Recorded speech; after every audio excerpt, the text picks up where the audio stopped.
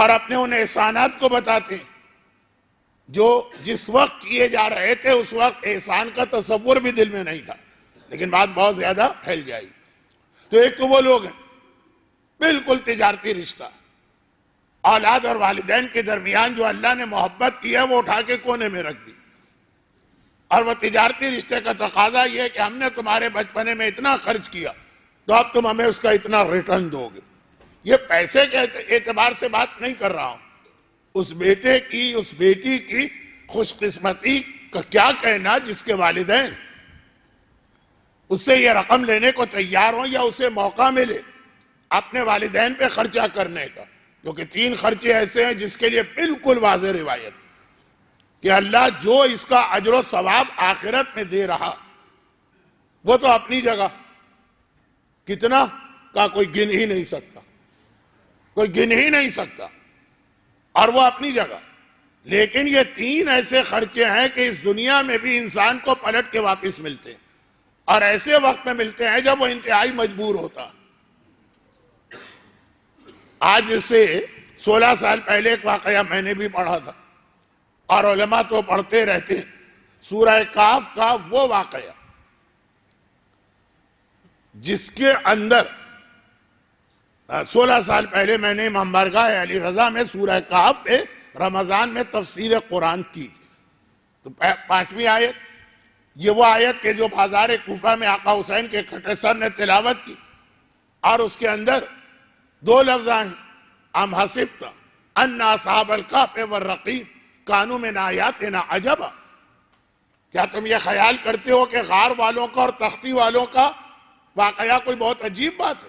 تو تختی والا واقعہ کی تیسری چیز، حوالہ بھی میں نے ایسا دے دیا، جب آپ اسی میں چکراتے رہیں گے کہ وہ تختی والا واقعہ کیا تھا تو اس کی تیسری چیز کیا تھی، تو 18 سال پہلے، لیکن 18 سال پہلے تو میں نے پڑھا، علماء تو اس سے پہلے سے پڑھتے آئے ہیں، پچھلے سال بھی آپ نے سنا ہوگا، اس میں کیا تھا؟ یہی تو تھا کہ اتنا پیسہ تھا اس آدمی کے پاس کہ جب اسے یہ رقم ملی تو اس نے تو کوئی اہمیت ہی نہیں دی، اٹھا کے کونے میں ڈال دی۔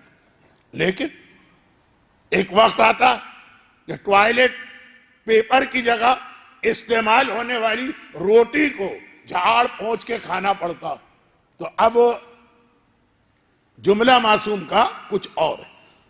یہ تو میں نے صرف ان لوگوں کو جو دولت کے نشے میں اس وقت اندھے، جن کی آنکھوں پر عیش و آرام کی پٹی بندھی ہوئی ہے، تو انہیں کیا نظر آ رہا ہوگا، لیکن حالات نہ صرف یہ کہ بدلتے ہیں، راتوں رات بدلتے ہیں۔ تاریخ میں ایک رجسٹر پہ، اکاؤنٹس کا رجسٹر تھا، یہاں اکاؤنٹس کے بھی کچھ لوگ ہوں گے، تاریخ میں اکاؤنٹس کے ایک رجسٹر پر 2 انٹریز تھی۔ بہت سے واقعات مجھے بہت سمل کے پڑھنا پڑتا کہ جب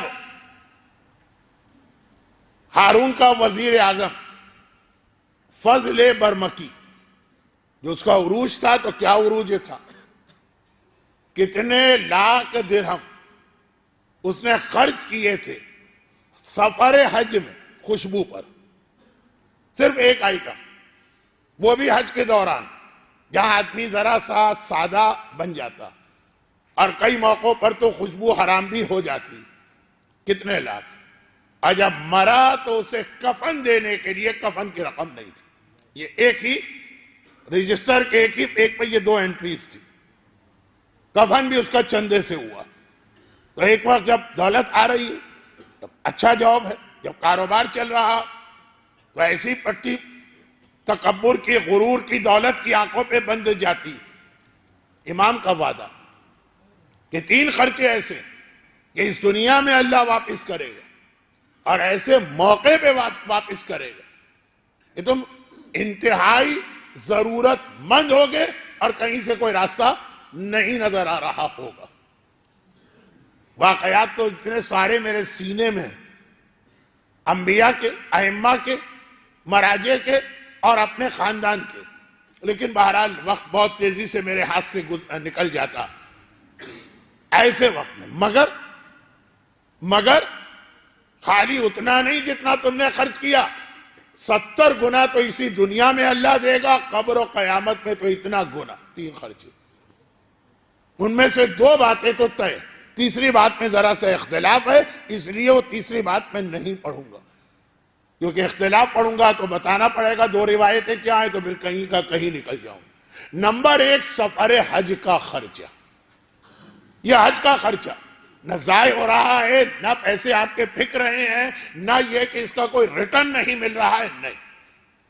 آخرت میں بھی اتنا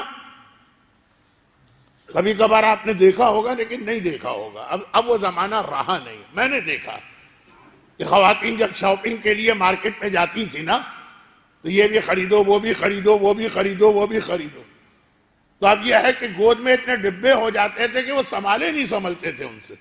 وہ لے کے آ رہی ہیں، آگے بڑھ رہی ہیں، یہ ڈبہ گرا، اس کو سنبھالنے رکی اور جھکی تو ادھر سے 2 ڈبے اور گر گئے۔ چاہے ان کے پیچھے پیچھے ان کا پرماننٹ ایک خدمت گزار شوہر کے نام پہ ساتھ بھی چل رہا ہو، لیکن جتنا بھرے دونوں اپنی گود میں اور لیکن امام نے کہا آخرت میں اتنا اجر ملے گا، اتنا سنبھالے نہیں سمجھے گا۔ آدمی سوچے گا اس کا میں کروں کیا؟ حج شرط یہ ہے کہ آخری زمانے کا حج نہ ہو، آخری زمانے کا حج نہ ہو۔ آخری زمانے کا حج تو بہت مشہور روایت ہو گئی کہ اللہ کے رسول نے کہا کہ آخری زمانے میں حج پہ کون جائے گا؟ کئی سینکڑوں میں ایک آدھ پیسے والے گھومنے پھرنے جائیں گے، متوسط طبقے کے لوگ اللہ سے بھی تجارت کریں گے، بندوں سے بھی، غریب لوگ ریاکاری کریں گے، ایسا حج نہ ہو۔ دوسرا خرچہ والدین پہ کیا جانے والا خرچ بھی ایسا ہی دیتا ہے اللہ بدلے میں، اور اتنا ریٹرن ملتا وہ آخرت اور دنیا میں 70 گنا کی ذمہ داری تو امام نے دی۔ ہاں، بشرط یہ کہ جو ہر مالی عبادت کی شرط حرام سے نہ ہو، چوری نہ ہو، ڈاکہ نہ ہو۔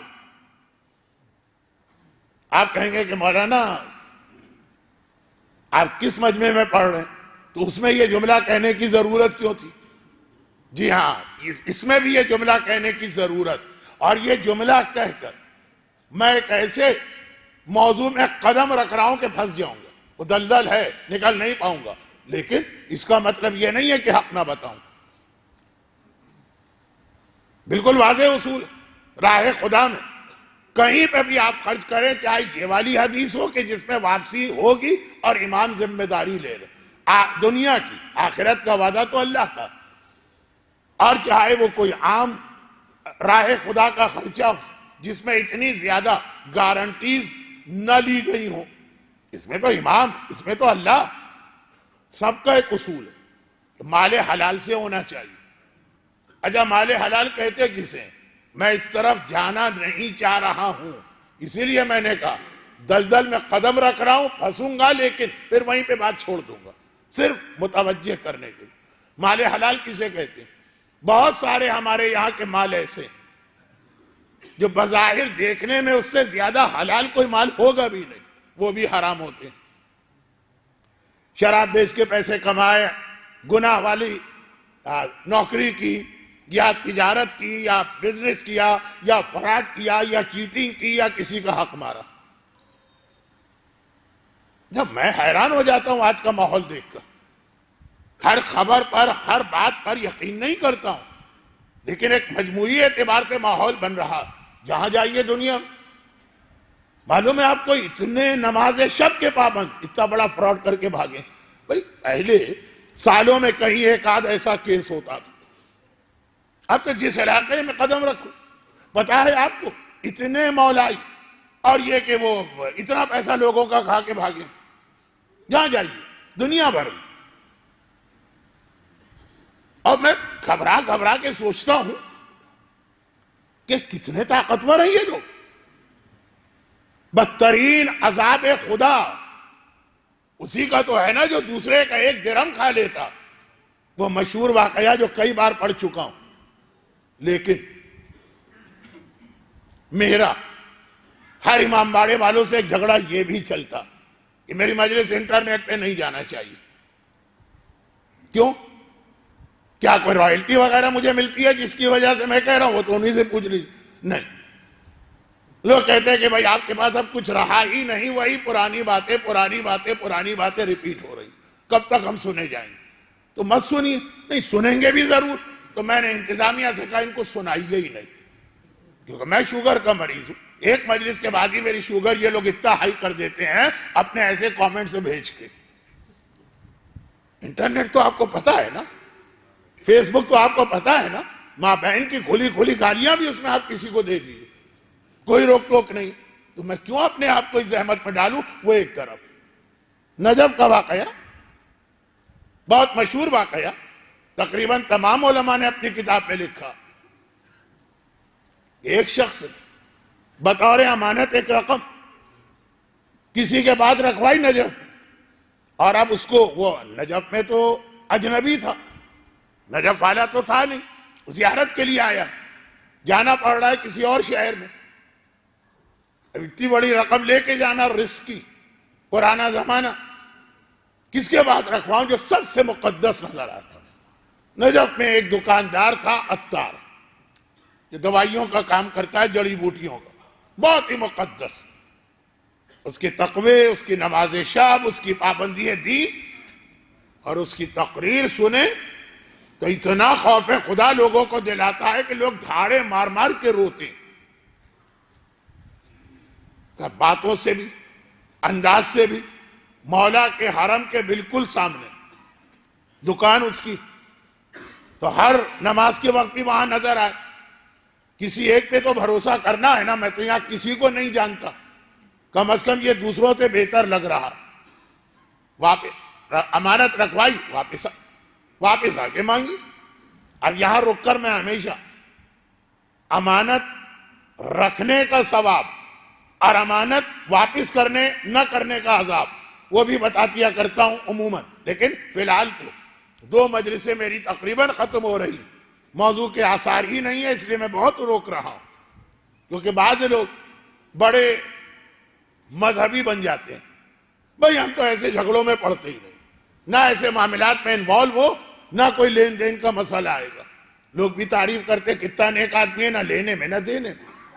یہ بدترین انسان جو کسی مومن کے کام آنے کو تیار نہیں ہوتا، لیکن لوگ گھبراتے ہیں نا مالی معاملات میں، کسی کی مدد کرتے ہوئے، مدد پیسے سے نہیں، امانت رکھوانا ہے رکھ لیں، کوئی دستخط کرنا ہے ڈاکومنٹ پہ ایز اے گواہ، بھائی بعد میں کون ہر جگہ کھنچتا پھرے گا کہ بھائی ان کے حق میں گواہی دیجئے، پڑھنا ہی نہیں ہے اس چکر۔ یہ خود خلاف عقل و خلاف اسلام نظریہ ہے، آج کے لیے نہیں۔ واپس آیا، وہ نجف کا رہنے والا عطار، مکر گئے، کیسی امانت، کون سے پیسے؟ اور ایک مجمع اکٹھا ہو گئے، بھائیوں میں نے اس کے پاس اپنی پوری زندگی کی جمع پونجی رکھوائی، یہ تو صاف منع کر رہا ہے۔ اور لوگ بھی ایسے نماز شب کے پابند کو، ایسے زیارت عاشورہ پڑھنے کے پابند کو، ایسے متقی اور مقدس انسان کو مجمع کے سامنے ذلیل کر رہے ہو، تمہیں شرم نہیں آتی؟ پتہ ہے یہ کتنا مقدس ہے، اس کی باتیں سن کے ہم روتے ہیں، اور تمہارا تو مجمع ہی اتنا مخالف ہوا کہ اس کو مار دینے کو تیار ہو گئے۔ کیا کرے، کیا کرے؟ نہیں، مولا کے شہر میں رہ کے یہ خیال آیا کیوں کہ یہ مشکل کشا کا شہر ہے، میں کچھ نہیں کر سکتا، لیکن ان کا مہمان وہ سیدھا گیا مولا زری کے سراہنے، مولا آپ کے شہر میں آپ کا مہمان ہوں، اب آپ سے ہی میں مطالبہ کرتا ہوں۔ کچھ چیزیں ایسی ہوتی ہیں کہ ایسے حالات میں جب آدمی اتنا دباؤ میں ہو، امام بھی مسکرا کے وہ بات سن لیتے ہیں اور اللہ بھی، اور کسی کوئی اس کی نقل کرے عام حالات میں تو جوتے پڑے۔ تو خیر اس وقت یہ اتنا پریشان تھا، ایک بار اس کی آنکھ لگ گئی۔ جن لوگوں نے آج کل کا مجمع دیکھا ہے زیارت میں بھی اور حج میں بھی، ان کو تو ان واقعات پہ اتنا یقین بھی نہیں آتا، لیکن ابھی 30-40 سال پہلے خانہ خدا کا بھی یہ حال تھا۔ آج خانہ کعبہ میں جو آدمی حج اور عمرے کے لیے جاتا ہے، دوڑ کے حتیم میں 2 رکعت نماز پڑھنا، چونکہ یہ حتیم میری مجلس کا وہ موضوع ہے جہاں سے بات شروع ہوئی، ابھی آگے نہیں بڑھی ہے، وہیں ہم رکے ہوئے ہیں۔ حتیم جب سے یہ سنا ہے کہ یہ کعبے کا ہی ایک حصہ، کیا رش ہوتا، پابندی لگ جاتی ہے، کوئی نماز ہی نہیں پڑھے گا، نماز چھوڑے کوئی انٹر ہی نہیں ہوگا۔ اور ہمیں وہ زمانہ بھی یاد ہے، بہت پرانی بات نہیں ہے، 20 سال پہلے خالی پڑا رہتا تھا، آرام سے آپ بستر بچھا کے سو جائیے.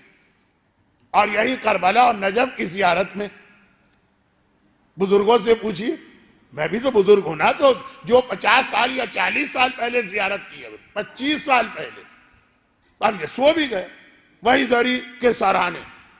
سو تو نہیں گیا، آنکھ لگ گئی. مولا آئے، بات مختصر کر رہا ہوں ورنہ میں اور اتنے مختصر طریقے سے مولا کا آنا بتاؤں. لیکن آئے، کہا کل صبح شہر کے باہر چلے جانا، جو پہلا آدمی نظر آئے اس سے مانگ لینا امانت. بہت خوش. مولا نے مسئلہ حل کر دیا. اگلے دن شہر کے باہر نکلا. اب یہ بھی بچوں کو سمجھانا پڑتا، پہلے زمانے میں ہر شہر کے چاروں طرف ایک دیوار بنائی جاتی تھی، اور رات کو وہ دروازے بند ہو جاتے تھے، نہ کوئی باہر جائے نہ کوئی باہر سے آئے. صبح کی نماز سے کچھ پہلے وہ دروازے کھلتے، تو آپ باہر نکلے تو آپ سب سے پہلے آدمی ہوں گے. نجف کی دیوار، سورہ نجف، جن لوگوں نے دیکھی ان میں سے بعض میرے اساتذہ بھی ہیں جن کو زمانہ ملا تھا. اب باہر نکلا اگلے دن بے چینی سے انتظار کرتے ہوئے، دروازہ کھلے اور میں باہر جاؤں. 100 سال نہیں، اس سے بھی زیادہ، 150 سال کا ایک بوڑھا آدمی نظر آ گیا. سر، داڑھی، بال سفید، جھریاں، کمر جھکی ہوئی، چلا نہ جائے اس سے، اٹھا نہ جائے اس سے، مگر لکڑیاں جمع کر رہا. پہلے زمانے میں ایک پیشہ یہ بھی تھا. بہت ساری چیزیں زمانے کی ترقی کی وجہ سے ختم ہو گئی. ہر گھر کے اندر چولہا روشن ہوتا تھا، نہ گیس سے نہ الیکٹرک سے، یہی لکڑیوں سے. خیر، میں نے دیکھا، میں پھسلا موضوع سے، تو نظر آیا بوڑھا. اب ایک تو اس کی شکل و صورت، پھر اس کی عمر، پھر اس کا بڑھاپا. شرما گیا. میں جا کے اس سے کیسے کہوں کہ میرے پیسے لاؤ؟ کون سے میں نے دیے تھے؟ تو جانتا ہے نا. واپس پورا دن مولا کی زری، مولا مدد. پھر مولا آ گئے. کل شہر سے باہر پہلا آدمی. پھر جو گیا پھر وہی بوڑھا. تیسرے دن پھر مولا.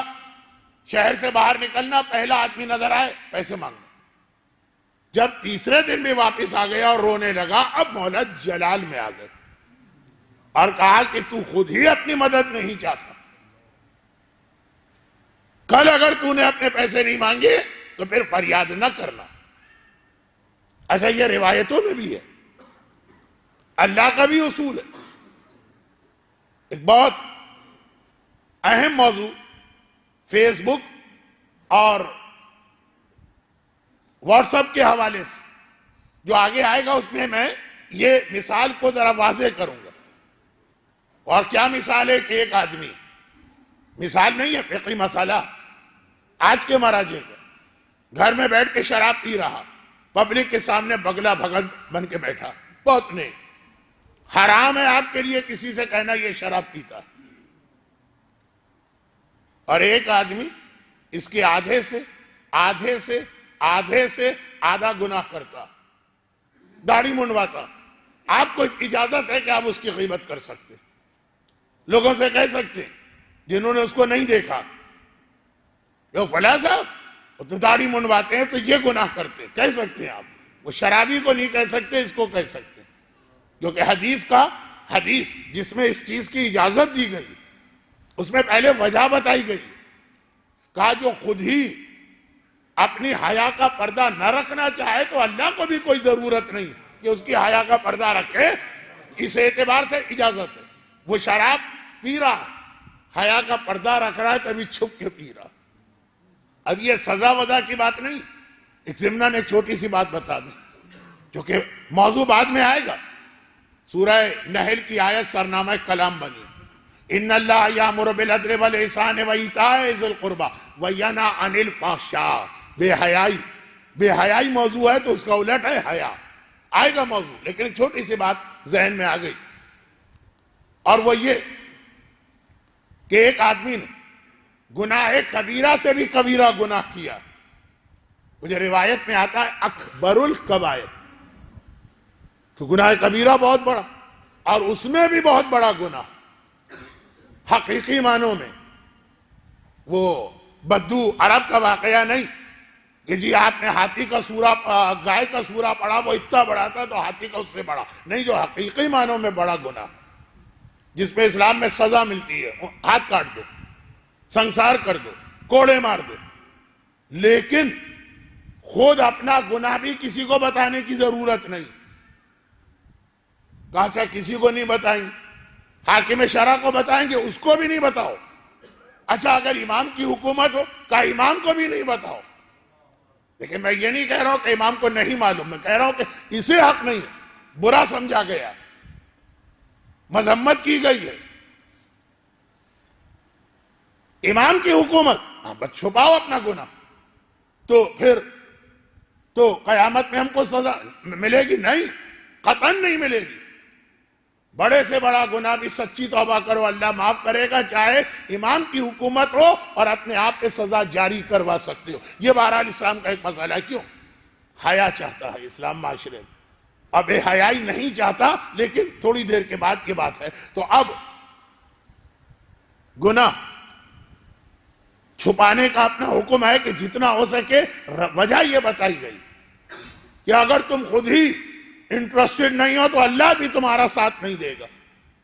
مولا نے کہا کہ اب اگر تم نے اپنے پیسے نہیں مانگے، 3 بار نہیں 4 بار علی نے آ کے اس کی مدد کی، تیاری نہیں ہے یہ. اب تو آنکھ کھل گئی تو بڑا پریشان کہ مولا تو آج جلال میں بھی تھے. اگلے دن وہی بوڑھا شرما گیا، کیسے اس سے کہوں، میرے دادا کی عمر کا آدمی، مجھے پتا کہ اس کا کوئی تعلق نہیں، لیکن مولا کی ڈانٹ بھی اپنی جگہ، یعنی مولا کا جلال. کہا بھائی میرے اتنے پیسے وہ مجھے چاہیے، فلاں آدمی نے دبا لی. کہا اب یہ ایک بار مجھے دیکھ کر کہے گا کہ میری سفید داڑھی کا بھی احترام نہیں کیا، اور میں دادا کی عمر کا ہوں، اس کا بھی خیال نہ کیا. ارے وہ تو کمر پکڑ کے بیٹھ گیا، چلو میرے ساتھ میں تمہارے پیسے دلواتا ہوں. گیا، نماز ظہرین ختم ہوئی، میں بہت چھوٹا کر رہا ہوں واقعی، ظہرین کی نماز ختم ہوئی ہے، ٹھٹ کے ٹھٹ مجمع نکل رہا ہے مولا کے حرم سے. جا کے کہا کہ اے دکاندار اس کے پیسے دے دے. نہیں، یہ نہیں کہا. جا کے کیا کہا ایک کہانی سنو. میں اسی نجف کا رہنے والا، سب جانتے ہیں، 150 سال کے بوڑھے کو کون نہیں جانے گا. جوانی میں نے ایک یہودی سے 10 درہم قرض لیا تھا، اور یہ طے ہوا تھا کہ ہر مہینے آدھا درہم واپس کروں گا. اب آدھا درہم واپس کر رہا تھا، سال گزر گئے، 6 درہم 10 میں سے 6 ادا ہو گئے، 4 باقی. میں گیا سفر پہ، اس سے پہلے بھی جاتا تھا، واپس آیا. اب جو آیا پتہ چلا وہ یہودی مر چکا، اور اس کے کسی وارث کو خبر بھی نہیں کچھ اس کے یہ والے حساب کتاب. میں بہت خوش، میرے 4 درہم بچ گئے. ایک رات کو سویا تو خواب میں ایک واقعہ دیکھا، لیکن یہ خواب نہیں. کیوں نہیں ہے؟ آخری جملہ خواب کا، یہ نہ سمجھے میری مجلس کا آخری جملہ، ابھی تو مجلس شروع نہیں ہوئی ہے. تو خواب میں نے دیکھا، میں قبر سے نکلا، قیامت کے میدان سے گزرا، پل صراط سے گزرا، وہاں پہنچ گیا جسے بعض روایتوں میں مرصاد کہا گیا. ایک تو قیامت کا میدان، کان مقدارہ 50,000 سنہ، قرآن کہہ رہا ہے 50,000 سال کے برابر ہے. وہاں اگر کچھ بھی نہ ہو، خالی 50,000 سال کھڑے رہنا پڑے. اب وہ مشکلات ابھی نہیں بتا رہا، ورنہ اس دفعہ کہیں نہ کہیں آپ کو انٹرنیٹ پہ میرا وہ اشرا مل جائے گا جو قیامت کے عنوان پہ ہونے والا ہے، اگر میں اس وقت زندہ رہا. قیامت، پھر پل صراط، وہ تو امام کی حدیث، 1000 سال تو اس کی چڑھائی. یہ کل شب جمعہ موت کے حوالے سے بات ہونا تھی، جو باتیں رہ گئیں وہ یہ تھی. پھر 1000 سال ہموار راستہ، پھر 1000 سال اترائی، 3000 سال. لیکن بال سے زیادہ باریک، تلوار کی دھار سے زیادہ تیز، آگ سے زیادہ گرم. 3 سیکنڈ کھڑے رہنا مشکل، اور 3000 سال اس پل پر سے گزرنا ہے. اب میں بھول گیا، انگریزی میں ایک لفظ آتا ہے اس کے لیے، یعنی اس کا مطلب فوبیا. ایک فوبیا ہوتا ہے، بلندی سے نیچے دیکھے تو آدمی کو ڈر لگتا، اسے ایسا لگتا ہے کہ میں گرنے والا ہوں، اور گرتے ہیں لوگ. جو مختلف فوبیا ہیں ان میں سے ایک فوبیا، ایک کاسٹروفوبیا یاد ہے، وہ یہ نہیں، بلندی کا خوف. تو آپ پلے صراط سے آپ گزر رہے ہیں اور نیچے جہنم ہے، تو ویسے ہی اتنی بلندی پر ہیں اور جہنم دیکھ کر ہی ڈر لگے. دیکھنا تو دور کی بات ہے، سننے سے ڈر لگتا. کیوں میں بدنام رہا، کیوں میری مجلس سے لوگ بھاگتے تھے اور کل سے بھاگیں گے؟ اسی وجہ سے کہ مجلس امام ہر ایک کو سننا، یہ فضول باتیں کو تھوڑی سننا. تو آپ نیچے جہنم، خالی جہنم ایک لفظ نہیں، اس کا مطلب ہے کہ نیچے سانپ، نیچے بچھو، نیچے آگ، نیچے کوڑے. میں تو کہوں گا لوگوں کو پسند آئے کہ پسند نہ. تو اب یہ کہ وہاں سے گزر گئے، وہاں سے بھی گزر گئے، مشکل مرا، بالکل آخر میں پہنچا. اور جب بولے صراط کا آخر ہے تو کیا ہے؟ جنت کا دروازہ. جنت نظر آ رہی ہے، دروازہ بھی اس کا خوبصورت ترین دروازہ. الحمدللہ سارے مراحل طے کر لیے. 3000 سال کا پل تھا، تقریباً 3500 سال کا پل طے کر لیا. سامنے وہ جنت. اور سورہ امام حسین کی آیت کی تفسیر میں امام نے کہا یہ مرصاد آ گئی. أَلَمْ تَرَ كَيْفَ فَعَلَ رَبُّكَ بِعَادٍ إِرَمَ ذَاتِ الْعِمَادِ الَّتِي لَمْ يُخْلَقْ مِثْلُهَا فِي الْبِلَادِ وَثَمُودَ الَّذِينَ جَابُوا الصَّخْرَ بِالْوَادِ وَفِرْعَوْنَ ذِي الْأَوْتَادِ الَّذِينَ طَغَوْا فِي الْبِلَادِ فَأَكْثَرُوا فِيهَا الْفَسَادَ فَصَبَّ عَلَيْهِمْ رَبُّكَ صَوْتَ عَذَابٍ إِنَّ رَبَّكَ لَبِالْمِرْصَادِ. مجھے ایک سلسلہ ہے آیتوں کا اس سورے کی جو سورہ امام حسین کہلاتا ہے. آخری آیت ہر ایک کو یاد ہے، یا ایتھا النفس المطمئنۃ ارجعی الی ربک، اس کی آیت ہے. فرعون، سمود، قوم عاد، زمین میں فساد برپا کیا، اللہ نے عذاب کا کوڑا اٹھایا کیونکہ تیرا رب مرصاد پہ بیٹھا. ہر جگہ سے بچ نکلو گے وہاں پہ. امام نے کہا مرصاد پل صراط کے آخری مرحلے کا نام، ہر جگہ سے بچ نکلو وہاں پھنسو. وہ پھنسائی کیسے؟ کہنے لگا جنت سامنے، سمجھو 2 قدم چھلانگ لگائی اور پہنچ گئے. اور اچانک جہنم سے ایک جلا ہوا آدمی آیا اور میرا راستہ روک لیا. کون؟ جلے ہوئے آدمی کو تو باپ ماں بھی نہیں پہچان سکے. تم ہو کون؟ کہا میں تو صرف اپنا حق لینے آیا. ارے تم جہنمی، میں جنتی.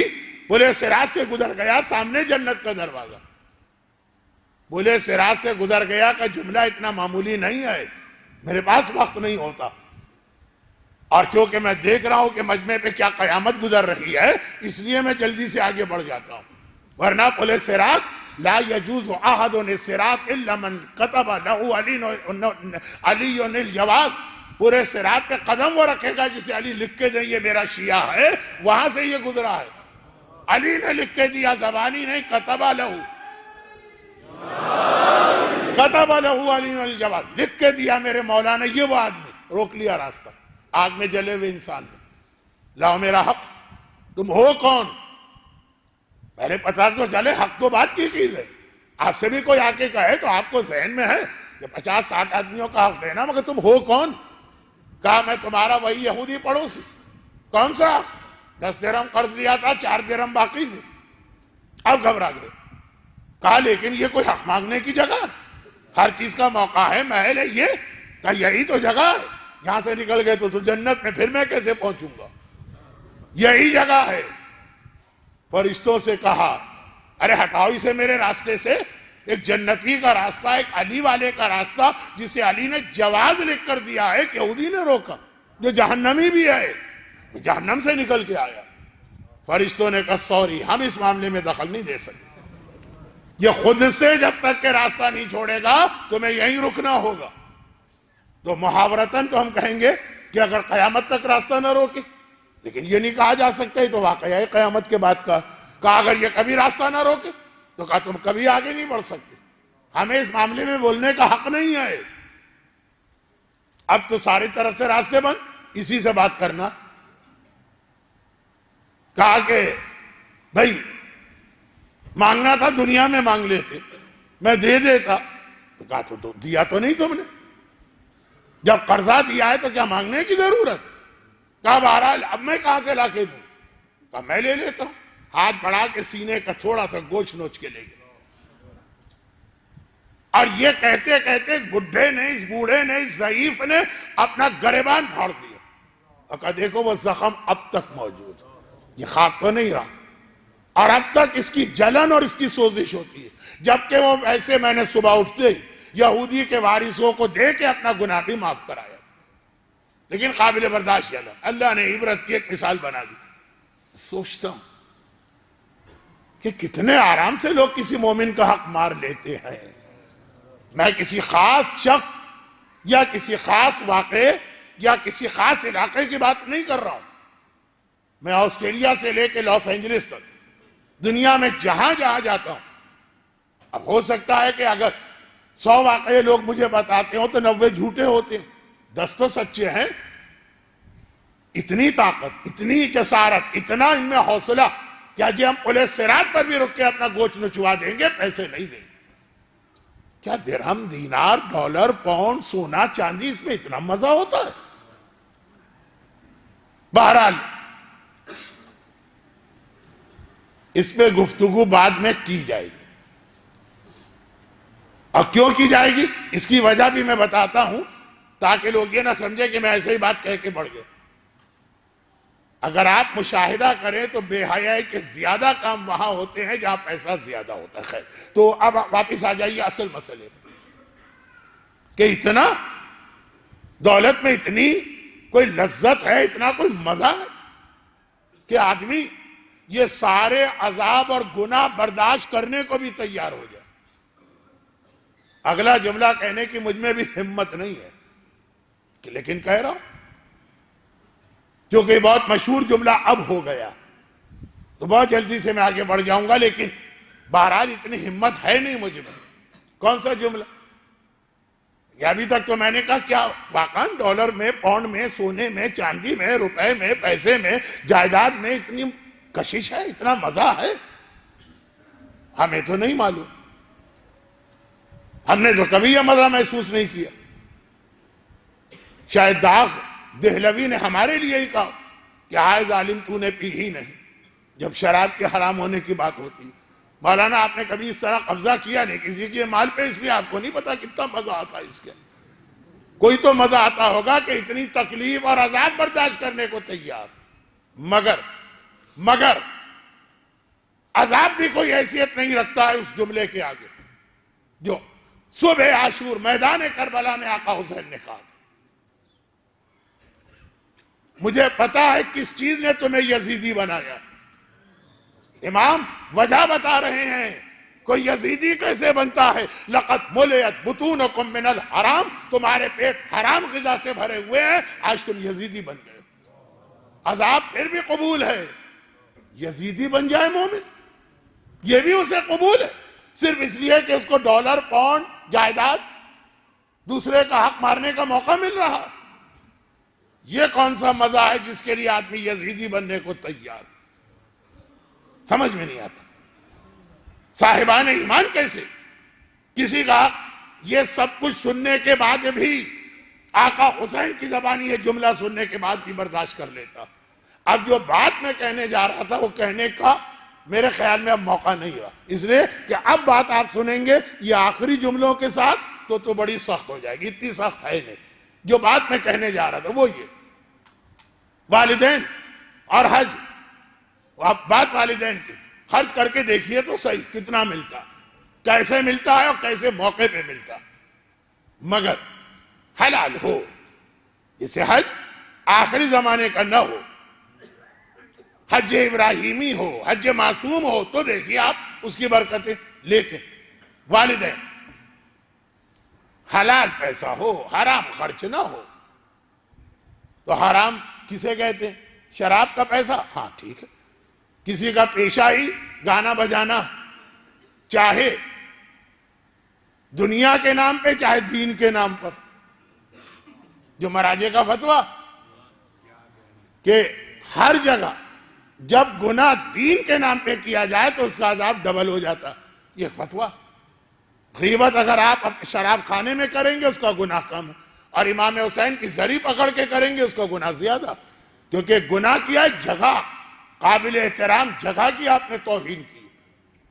میں نے غیبت کا لفظ کہا، اصل مثال تو شراب کی ہے، لیکن مجھ میں ہمت نہیں ہے کہ حق حسین کے حرم کے حوالے سے جملہ کہوں۔ گناہ وہی گناہ، لیکن فرق پڑ جاتا ہے نا جب دین اس میں انوالو ہوتا ہے۔ جو اکثر میں کہتا ہوں، آپ کے بچے کی برتھ ڈے پارٹی یا آپ مکس گیدرنگ کرتے ہیں، آپ کے گھر کی شادی یا آپ مکس گیدرنگ کرتے ہیں، گناہ۔ لیکن اگر کوئی 22 رجب کی نیاز امام کے نام پہ کرے اور اس میں مکس گیدرنگ کرے، یہ تمہارے گھر کا پرسنل فنکشن نہیں ہے، وہ بھی حرام تھا، لیکن یہاں تو تم نے امام کا نام استعمال کیا ہے گناہ کے لیے۔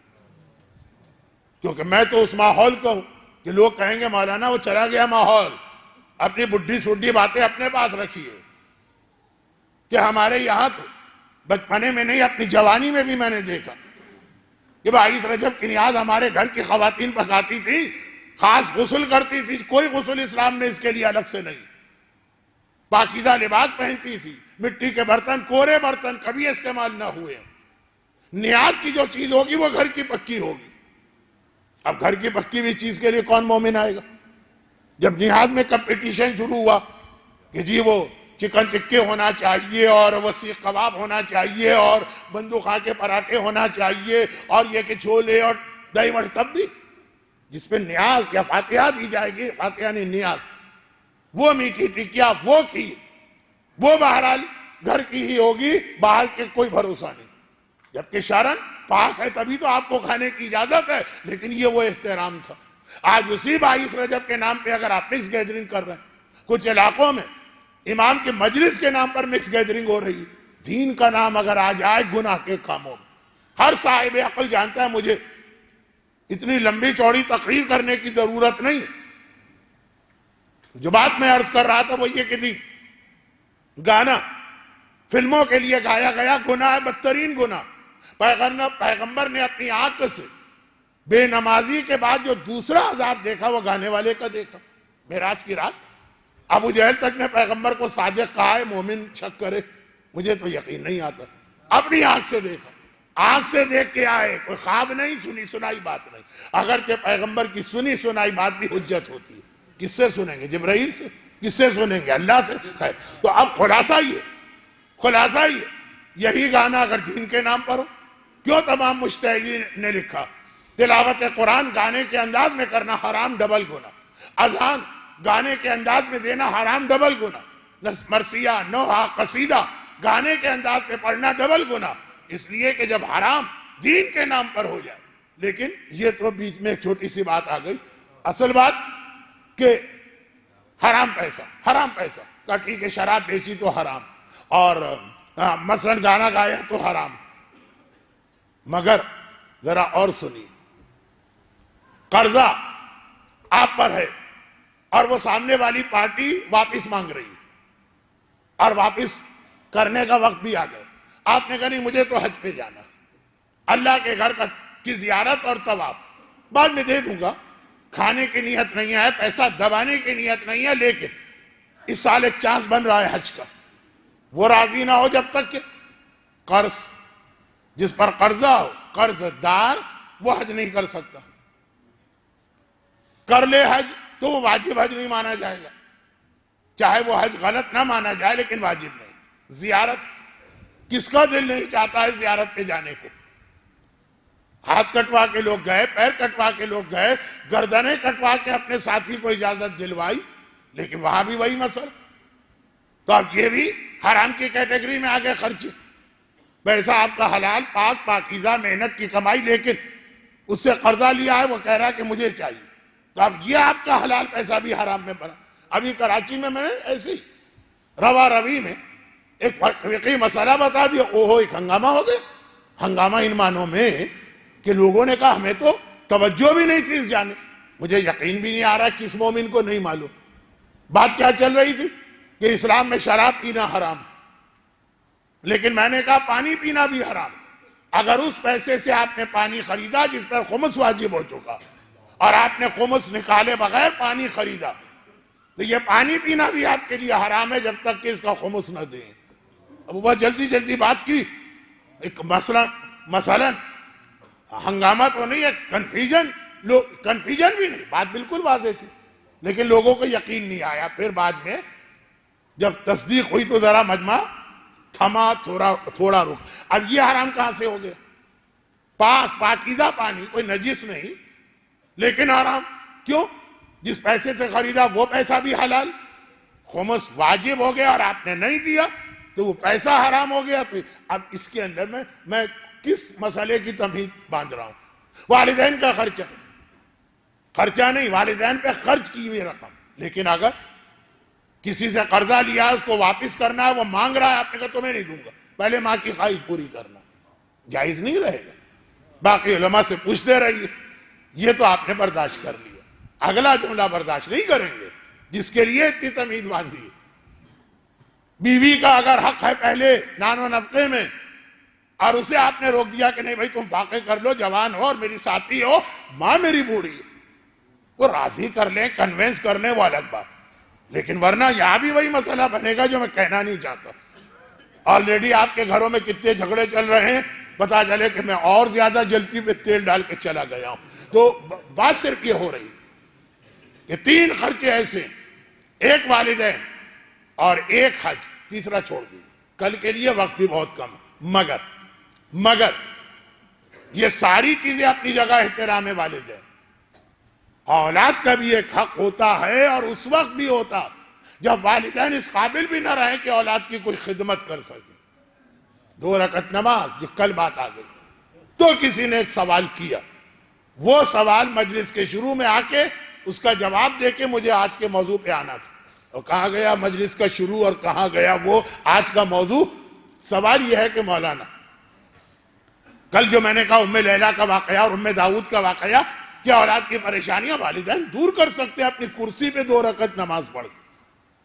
کرسی پہ بیٹھے بیٹھے 2 رکعت نماز پڑھ کے بعد اولاد کی پریشانی دور کر سکتے ہیں. لیکن آج کے زمانے کا بڑا مسئلہ یہ نہیں، یہ بھی ہے لیکن اس سے بڑا، اولاد بے دین بن رہی. وہ ہمارے کنٹرول میں نہیں. مولانا بہت دل خوش ہوتا، بڑا سا اس کا بنگلہ ہے، کوٹھی ہے، کار ہے، بینک بیلنس ہے، بیوی اس کی زیورات سے لطیف اندھی ہے، خوشی ہوتی ہے ہم کو. لیکن بے دین ہے، نماز نہیں پڑھتا، واجبات کو نہیں مانتا، حرام پہ حرام کیا جائے. یہ وہ والدین کہہ رہے جن کی اولاد ان کا حق پورا دے رہی، زیادہ دے رہی. کہتے وہ ساری خوشی ہے، لیکن بہرحال بے دین اولاد جہنم میں جلے گی. اصل غم یہ ہے. تو میں نے کہا کہ چلیں، میرے ہاتھ میں 2 دن سے درد بھی زیادہ، پھر بھی یہ دعا بتا دوں، گرچہ اس کو لکھنے کی ہمت نہیں، طاقت نہیں. آیت اللہ تقی بہجت ہمارے وہ مرجع ہیں جن کا فی الحال تعارف کرانے کی ضرورت نہیں. ہو سکتا ہے 2 نسلوں کے بعد جو نسل آئے تو انہیں بتانا پڑے، لیکن بہرحال فی الحال ضرورت نہیں. صاحب اعجاز، جو معصومین کے معجزات آج کی نوجوان عقل میں نہیں آ رہے، وہ معجزات ان کے لوگوں نے اپنی آنکھوں سے دیکھے اور سنی سنائی بات نہیں اتنے سارے لوگوں نے. تو اب میں پھر ذرا سا موضوع سے ہٹا. وہ ایک خاص عمل بتاتے تھے کہ اگر کسی کا مسئلہ یہ ہے کہ اس کی اولاد سیدھے راستے سے ہٹی ہوئی، نہ کوئی نصیحت اثر کرے، نہ کوئی مجلس اثر کرے، نہ کوئی اور عمل اثر کرے. ایک عمل ہمارے یہاں بہت مشہور ہے، لیکن بہرحال وہ زیادہ تر عورتوں کا عمل ہے بہت مشہور. مولانا ایسا بیٹا ہمارے ہاتھ سے نکلا، اس کی بیوی نے 5 روپے کا الو خرید کے اس کو کھلا دیا. یہ 5 روپے کا الو، جب یہ پوچھا تھا مجھ سے، اس وقت الو 5 روپے کا ملتا تھا، کالا الو. تو خیر اب وہ تو ایک مسل مشہور ہے. اور یہ ابھی بھی پاکستان میں آپ دیہاتوں اور گاؤں میں جائیے، ابھی بھی یہ ہوتا. یہ یقین ہے کہ اس کے ذریعے سے پورا اپنے کنٹرول میں آ جائے. وہ والی دینداری نہیں چاہیے جو کالا الو کھلا کے مثلا حاصل کی جائے، اس میں آئے گی بھی نہیں. کوئی سارے عمل کر لیے، ساری دعائیں پڑھ لی، سارے جتن کر لیے، آپ کی مجلس میں بھی لے کے آگے تو اور فرنٹ ہو گیا. یہ تو ان کا جواب تھا. اور یہ ہے کہ وہ نصیحت بھی کر لی. آغا تقی بہجت ایک خاص عمل بتاتے تھے اور بہت لوگوں نے اسے فائدہ اٹھائے، حاصل کیا. حتیٰ یہ کہ اس ایام اعظم میں 4تھی مرتبہ یہ عمل مجھے پڑھنا پڑ رہا. برمنگم میں پڑھا تو لاہور میں لوگوں کی خواہش، لاہور میں پڑھا تو کراچی کی خواہش، کراچی میں پڑھا تو یہاں خواہش کسی نے نہیں کی، میرا خود ہی دل چاہا۔ تو وہ یہ کہ 2 رکعت نماز۔ اب سن لیجئے، یہ کل میری زبان پہ لفظ آ گیا تھا، ایک ہے نماز ہدیہ اولاد کل آئی، اور ایک ہے نماز ہدایت اولاد، وہ یہ آ رہی ہے۔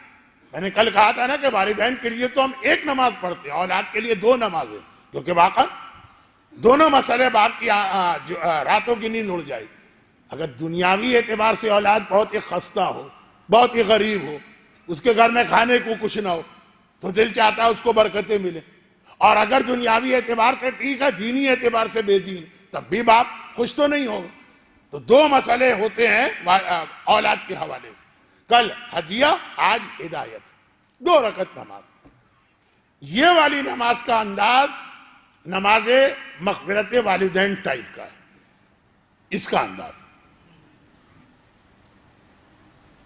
ٹائپ کا مطلب کیا ہے؟ ٹائپ کا مطلب یہ ہے کہ اس میں 2 رکعت، دونوں رکعتوں میں الحمد کے بعد قرآن کی ایک آیت 10 بار پڑھنا۔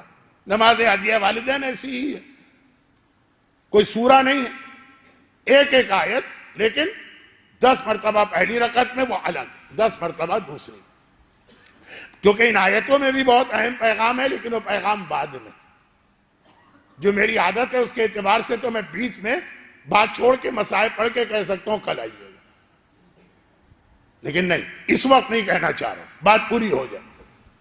پہلی رکعت میں الحمد کے بعد سورہ ابراہیم، سورہ نمبر 14، 14، 14، 14 کا لفظ ہمارے یہاں ویسے ہی بڑا مقدس لفظ ہے، وہ سورہ کا نمبر، ورنہ سورہ ابراہیم نام، اس کی وہ آیت آپ کو پڑھنا، جس کی پڑوسی آیت آپ بہت پڑھتے ہیں۔ سورہ ابراہیم کی ایک آیت بہت مشہور، وہ جو مشہور آیت ہے یہ اس کے پڑوس میں ہے جو آج بتائی جا رہی، بلکہ پہلے وہ ہے پھر یہ۔ 2 آدمی پڑوس میں رہتے ہیں لیکن راستہ ایسا، جب آئیں گے پہلے ان کے گھر سے گزریں تو پھر یہاں آئیں۔ ایسا کہاں ہوتا؟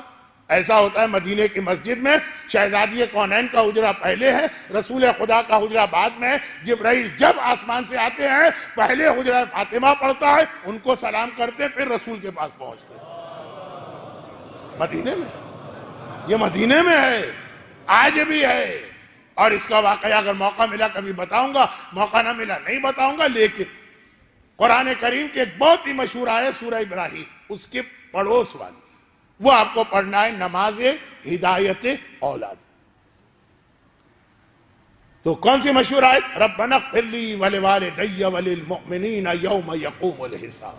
یہ جو آیت بالکل اس سے ملی ہوئی، مگر اس سے پہلے وہ آپ کو پڑھنا ہے، ہدایت اولاد۔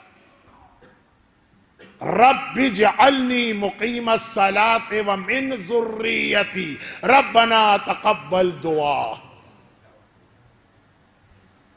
والدین کی آیت میں ہم نے کہا ربنا اغفر لی ولوالدی، ان کی مغفرت فرما، اس میں مغفرت کی بات نہیں آئی ہے، انہیں نمازی بنا۔ نماز خود ایک بہت اہم موضوع، چوتھے امام کی شہادت کی تاریخ ہو تو اور اہم ہو جاتا، لیکن آج اب گنجائش نہیں ہے زیادہ لمبی بات کی۔ اے خدا مجھے بھی، اور اس میں ایک بہت اہم نقطہ آ گیا تربیت اولاد کا، پوری مجلس، لیکن جو نہیں آئیں گے کل سے، عذاب و صراط اور جہنم اور یہ سب سننے کو تو نہیں آتے، وہ ان کے لیے کہ نمازی بنا، لیکن پہلے خود ہے پھر اولاد آ رہی ہے۔ یہی ہمارا پرابلم ہے، اولاد کو ساری نصیحت کرتے ہیں اور خود اس پہ عمل نہیں کرتے۔ کیسے بنے گی اولاد دیندار؟ لیکن آج کا موضوع نہیں ہے، یہ تو پورا ایک الگ موضوع۔ رب اجعلنی مقیم الصلاۃ، مجھے بھی نمازی بنا، ومن ذریتی، اور میری اولاد کو بھی، ربنا تقبل دعا، اور کوئی دعا قبول کر کے نہ کر، خدا بندہ یہ دعا ضرور قبول کر۔ یہ آیت، اب اس آیت کا نمبر کیا ہے؟ 40، آیت نمبر 40، سورہ ابراہیم، 10 مرتبہ یہ آیت۔ اچھا مجمع کو زبانی یاد ہے، میں نے نہیں پڑھا، اس سے پہلے آپ نے پڑھ دیا اس آیت کو، یہ والی آیت۔ اور دوسری رکعت میں الحمد کے بعد، اچھا چونکہ ہماری اس سال کی مجالس کا زیادہ عنوان اولاد کے حوالے سے تھا، ان کی تربیت، اس لیے یہ ساری چیزیں موضوع سے ہٹ کے بھی نہیں، یہ سب آگے چل کے کام آ رہی ہیں۔ مقیم الصلاۃ کیوں کہا، اس میں بھی پہلے اپنا ذکر کیوں کیا؟ اور یہ دوسری آیت، یہ آیت الحمد کے سورے میں دوسری رقم، الحمد کے بعد 10 مرتبہ یہ دوسری آیت، سورہ فرقان، سورہ نمبر 25، آیت کا نمبر 74، دونوں کو ملائے تو 99 کا عدد بنتا، 25واں سورہ ہے، 74 نمبر کی آیت۔ اور یہ جو آیت ہے 74 نمبر کی، اس سے پہلے سے ایک سلسلہ چلا آیتوں کا، وَعِبَادُ الرحمن، قرآن نے کہا آؤ ہم تمہیں رحمان کے بندوں کی نشانی بتا رہے ہیں۔ ہر ایک اپنے آپ کو انی عبداللہ کہنے والے کو اللہ بندہ نہیں مان رہا، ہم بتاتے ہیں۔ تو بہت اہم آیتیں قرآن کے تفسیر میں پورا رمضان میں نے اس میں گزارا، لیکن فی الحال آج کے موضوع سے متعلق ایک آیت، اور وہ یہ کہ ربنا ہب لنا من ازواجنا وذریاتنا قرۃ اعین واجعلنا للمتقین اماما، سورہ فرقان۔ ربنا ہب لنا من لدنکا نہیں، ہب لنا من ازواجنا وذریاتنا قرۃ اعین واجعلنا للمتقین اماما۔ بہت ہی آسان الفاظ، ترجمہ کے بغیر آپ سمجھ گئے کہ اے خدا ہماری بیویوں اور ہماری اولاد کو ہماری قرۃ اعین، آنکھوں کی ٹھنڈک بنا۔ شرابی بیٹا ہو تو کون سے باپ کی آنکھ کی ٹھنڈک بنے گی؟ بے حجاب بچی ہو تو کون سے باپ کی آنکھ کی ٹھنڈک بنے گی؟ گانے سننے والا نوجوان ہو، کون سے باپ کی آنکھ کی ٹھنڈک بنے گی؟ آنکھ کی ٹھنڈک۔ ہو سکتا ہے دنیا میں فخر کا ذریعہ بنے، مولانا ذرا دیکھیں میری بچی ہے بہت ہی اچھی گلوکارہ، یہ بھی تعارف لوگوں نے کرایا اپنی بچی کا۔ میں نے کہا گلوکارہ تو بعد میں بچی کو لائیے، نہیں مولانا بہت چھوٹی بچی ہے، چلے بلائیے، چھوٹی، وہ 22 سال کی، ایسے ہی وہ آ رہی ہے ٹہلتی ہوئی، سلیو لیس جمپر پہنے ہوئے۔ خیر، تو یہ ہے کہ آنکھوں کی ٹھنڈک نہیں ہے، ہو سکتا ہے دنیا میں فخر کا ذریعہ بنے۔ ربنا ہب لنا من ازواجنا وذریاتنا قرۃ اعین واجعلنا للمتقین اماما، یہ آیت مکمل۔ اور ہمیں متقی کا امام بنا۔ متقی کا امام تو مولا کا لقب ہے، تو کیا یہ آیت صرف مولا کے لیے؟ نہیں، ہمارے لیے بھی۔ وہ جو پیغمبر کی حدیث ہے کہ ہر آدمی اپنے خاندان کا سربراہ اور امام ہوتا، قیامت میں تم آؤ گے اپنے گھر والوں کے ساتھ آؤ گے، تو اس طرح سے تو آؤ نا کہ آگے آگے تم چل رہے ہو تو پیچھے پیچھے نمازی بیٹا ہو، حجاب والی بیٹی ہو، پابند دین بیوی ہو، پیچھے جو گروہ آ رہا ہے وہ بھی ایسا کہ تمہاری شان بڑھے۔ معلوم ہے تم آ رہے ہو قیامت کے میدان میں لیڈ کرتے ہوئے، وہ بے نمازی ہے، وہ سور کھانے والا، وہ ہمبرگر کھانے والا، وہ بے حجاب گھومنے والی، وہ نامحرموں کے ساتھ بیٹھنے والی، ان کا امامت دنیا میں شاید چل بھی جائے، آخرت میں تو خود ہمیں شرم آ جائے گی۔ خیر، اب یہ آیت کی تفسیر میں بہت سی باتیں آئیں گی، لیکن ایک نقطہ یہاں پر بھی بتا دوں تاکہ جو لوگ ان چیزوں سے ان کو دلچسپی نہیں، اصل موضوع بھی آگے بڑھے۔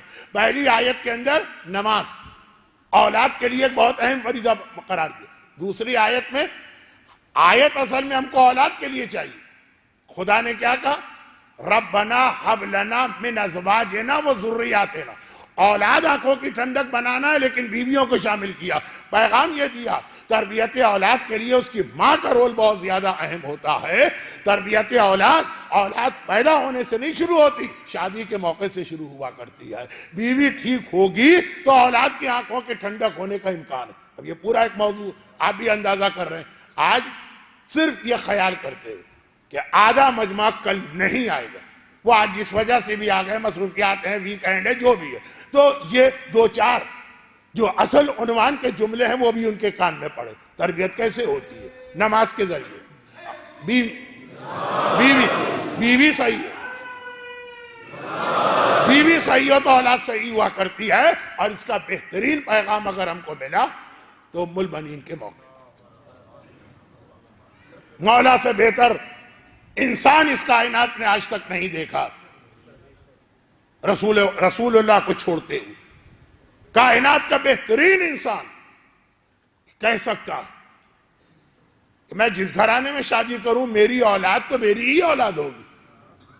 کہا نہیں، کربلا کا وارث چاہیے تو باپ اگر علی جیسا تو ماں بھی ام البنین جیسی ہونی چاہیے. اب عقیل کا جو واقعہ ہے اس میں بہت سارے اہم پیغام ہیں. ورنہ تو اس واقعے میں کچھ توہین امامت کی جھلک نظر آتی ہے کہ جو چیز عقیل جانتے ہیں وہ علی نہیں جانتے. یہ بلا کے پوچھا گیا کیا اتنا علم علی کے پاس نہیں اتنا عقیل کے پاس ہے؟ باقی چیزیں چھوڑے، ورنہ تو کائنات کے سب سے بڑا عالم عقیل جیسا علم بھی نہیں. وہ مسئلہ پوچھنے کا نہیں تھا، مسئلہ کچھ بہت اہم پیغام کا تھا. ان میں سے ایک پیغام یہ: آنکھوں کی ٹھنڈک اولاد چاہیے، اپنی زینت اولاد چاہیے. تو ام البنین کی شادی کے موقع پر اتنا اہتمام، باقاعدہ بلانا، بظاہر مشورہ لینا، اس کے بعد خود ہی بھیج دینا کہ جا کے میرا پیغام وہاں پہ دے. بس یہ اب جب تربیت اولاد میں سلیکشن آف اسپاؤس، شریک حیات کا انتخاب، اور پھر نماز کا رول، یہ باتیں اپنے موقع پہ آئیں. اب یہ 2 رکعت نماز پڑھیے اور پھر اس کے نتائج دیکھیں. یہ مرحوم آغائے تقی بہجت کا فرمان تھا، پڑھو اور پھر دیکھو نتائج. مگر جو اس سے پیغام ملا، ام البنین کو دیکھیں اور پھر عباس کے اس عظمت کو دیکھیں جسے میں صرف ایک جملے میں بیان کرتا ہوں. عظمت عباس پہ تو اشرا کیا، سینکڑوں مجلسیں بھی کم ہے، لیکن میں تو صرف ایک جملے میں بیان کرتا ہوں. اور وہ یہ: ساری کائنات کے ہر پریشان حال، ہر مصیبت زدہ، ہر طالب حاجت جس کی کوئی حاجت، سب کا سہارا اہل بیت. کشتی تین کے بھی سہارے ہیں اور کشتی انسانیت کے بھی سہارے. اہل بیت کائنات کے مشکل کشا، اور عباس اہل بیت کا مشکل کشا. دنیا میں کسی کو کوئی مصیبت پیش آئے وہ اہل بیت کو پکارتا، اور اہل بیت کو کوئی پریشانی ہو تو وہ عباس کو پکارتا. چاہے کربلا کے بچے ہوں، پریشانی میں حسین کو نہیں پکاریں گے، عباس کو پکاریں گے. چاہے وہ کربلا کی مخدرات عصمت و طہارت ہو، وہ پریشانی میں پکاریں گی تو عباس کو پکاریں گے. چاہے عباس کی اپنی ماں ام البنین ہو، چاہے، اب دیکھیے یہ چاہے کہہ کر میں جہاں تک جا رہا ہوں، اور چاہے وہ امامت ہو، وہ بھی پریشانی میں ہے تو عباس کو پکارے. کربلا کے 2 اماموں کے واقعات آپ کے ذہن میں تازہ کر لوں اور آج کی مجلس ختم. رونا آیا تو روئیے گا، نہیں رونا آیا تو ایسے ہی بیٹھیے گا، لیکن میں اس سے زیادہ کچھ نہیں پڑھوں گا. عرب کا ایک بہت مشہور شاعر ہے، احوازی، احواز کا رہنے والا، جناب عباس کے حال کا مرثیہ کہتا. البتہ صحیح شاعر تھا، دیندار نہیں، صحیح شاعر کی خاصیت ہے کہ جو اس نے کلام کہا، کلام کہنے کے بعد دوبارہ پہلے نظر ثانی کرتا ہے، پھر لوگوں کو سناتا ہے. بڑے سے بڑے قادر کلام اور ماہر شاعر سے بھی غلطیاں ہوتی ہیں. یہ آج کا زمانہ اور ہے، لیکن اب میں منزل مسائل میں، مرثیہ کہتا چلا گیا، مکمل ہوا. اب دوبارہ اس نے پڑھا کہ دیکھ لوں، پہلے ہی مصرع ایسا تھا کہ وہیں رک گیا، فل اسٹاپ، مرثیہ بند، الماری میں رکھ دیا. یہ مرثیہ پڑھنا مناسب نہیں. پہلا مصرع کیا تھا؟ الیوم استجار بہ الخدا. عاشور کا دن وہ تھا کہ حسین بھی عباس کی پناہ میں تھے، استجار، پناہ میں تھے. آقا عباس کی بڑی عظمت ہے، لیکن حسین سے بڑے تو نہیں ہے نا. یہ میں نے کیا کہہ دیا کہ حسین عباس کی پناہ میں تھے. ایک آقا کی تعریف کرتے کرتے اس سے بڑے آقا کی توہین ہو گئی. مرثیہ بند. اب جس دن بھی یہ مرثیہ اس نے کہا، پیر ہے، بدھ ہے، سیٹرڈے ہے، سنڈے ہے، جو پہلی شب جمعہ آئی اور وہ سویا تو خواب میں اس نے دیکھا میں کربلا میں آقا حسین کے روضے کے سامنے کھڑا ہوں۔ آقا حسین کا روضہ مومن کی آنکھوں کے سامنے ہو اور وہ اپنی جگہ رکا رہے، کیسے ممکن ہے؟ ایک بار تڑپ کے روضے میں گئے، زری کے قریب پہنچا، عجیب منظر، پورا روضہ خالی، ایک آدمی بھی نہیں۔ آج شب جمعہ، انبیاء، مرسلین، ائمہ، اولیاء، ملائکہ سب آقا حسین کے روضے کی زیارت کو آتے ہیں، اور عام مومنین تو آئی، خالی پڑا یہ روضہ شب جمعہ۔ خدام سے پوچھا کہ بھائی یہ خالی کیوں؟ کہا کہ چونکہ حسین اس وقت اپنے روضے میں نہیں، یہ آنے والے تو حسین کی زیارت کے لیے آتے ہیں، جب حسین ہی نہیں، حسین اپنے روضے میں نہیں ہے تو کہاں ہے؟ کہا تھوڑی دیر کے بعد آ جائیں گے، لیکن ہیں کہاں؟ کہا وہ تو اپنے بھائی عباس کی زیارت کو گئے۔ توہین کی نیت سے جملہ نہیں کہہ رہا، عباس حسین کی زیارت کو نہیں آتے ہیں، حسین عباس کی زیارت کو جاتے ہیں، کیونکہ عباس اتنا زخمی ہے، حسین اتنی زحمت بھی نہیں دینا چاہتا۔ اب یہ شاعر دوڑ کے نکلا تو آقا عباس کا روضہ کون سا؟ بہت دور ہے، وہاں داخل ہوا، وہاں سکون ہو گیا۔ اتنا ہی رش ہے جتنا شب جمعہ سوچا تھا، اس سے بھی زیادہ۔ بہرحال راستہ بناتا وہ آگے بڑھا، آقا عباس کی زری پہ پہنچا، سرہانے پہنچا، دیکھا میرے آگے تو آقا حسین کھڑے، عباس کی زیارت پڑھ رہے ہیں، جو کل آپ نے یہاں پڑھی تھی مجلس کے بعد، السلام علیکہ ایھا العبد الصالح المطیع للہ ولرسولہ فنعم الاخ المواصل المجاہد الصابر، جو زیارت آپ